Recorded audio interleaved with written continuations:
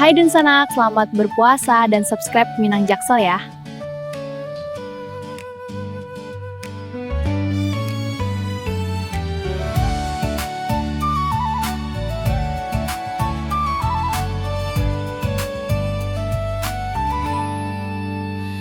Di awal cahaya fajar yang tenang, ku tahan diri, ku jaga hati.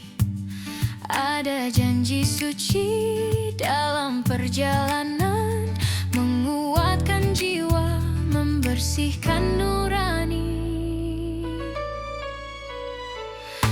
Lapar haus ini menjadi saksi, setiap detik adalah pengingat bahwa hidup bukan sekadar dunia, tapi langkah menuju ridhamu yang dekat.